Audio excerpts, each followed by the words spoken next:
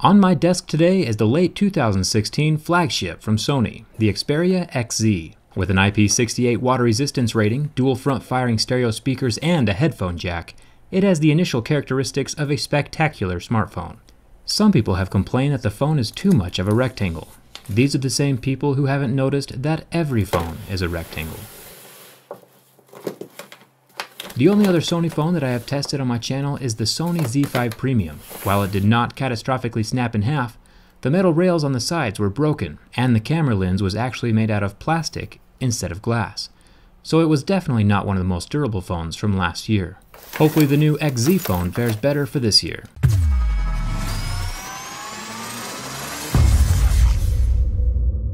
The Mohs Hardness Test always comes first. This helps us tell what material the screen is made out of. Shatterproof screens like the Galaxy S7 Active or the Droid Turbo 2 typically have a plastic screen which scratches at a level 3. The average smartphone has tempered glass and will scratch at a 5 or a 6. And if any company decides to roll out a sapphire screen in the future, it'll be scratching at a level 8 or 9. This Sony Xperia XZ screen scratches at a level 6, so it should be safe around keys and coins, but it is still always a good idea to keep a screen protector on it for those harder minerals and dust specks in the environment. The 13 megapixel front-facing camera is protected by the same screen glass, so it is also scratch resistant. A unique thing about the XZ is that the NFC chip is actually located right here next to the front camera, instead of the back of the device like most other smartphones. This little sticker marks its location. The top earpiece speaker grill appears to be made out of a thin layer of plastic. It is definitely more sturdy than the cloth speaker cover over the Google Pixel, but either way it is still pretty secure and won't be sliding out on its own. But it is unfortunate that it's not a thicker metal grill like on the Samsung or the newer iPhones. The bottom speaker is made out of the same material. It won't get punctured unless something is deliberately stuck into the slot, but sometimes that will accidentally happen in your pocket or purse. On the back of the phone, the thin little bar along the bottom is made out of plastic. You can tell it's plastic by the way it is, which is pretty neat. The larger portion of the back panel is definitely metal.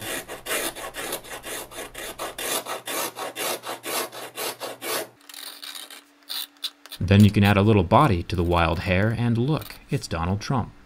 The single-colored LED flash is covered with plastic, which is pretty standard across all the smartphones. It is the camera lens that we don't want to be plastic. And, lucky for us, Sony did decide to change their lens to a more durable and scratch-resistant glass. Definitely deserves a thumbs up for that. You won't have to worry about your 23 megapixel camera lens getting scratched or damaged easily. Last year's Sony Z5 Premium camera lens was made from the more easily damaged plastic, so I'm definitely glad they changed materials. I wonder if Sony watches my videos. The SIM card and SD card tray is made out of plastic, and surprisingly the sidebars of the phone are made from plastic as well. So if you're looking for a device that has a premium metal or glass feel from every surface of the phone, this is not the device for you. You can see the color difference between the painted exterior plastic and the unpainted interior plastic. Scratches or drops would expose the color difference between the plastic layers as well. Over time, the plastic paint tends to wear down. Up here by the beautiful and incredibly useful headphone jack, the top edge of the phone is made from plastic, and if we flip the phone around to look at the USB Type-C charging port, we find another plastic panel at the bottom. Unfortunately, the Fingerprint Scanner / power button is also made out of plastic.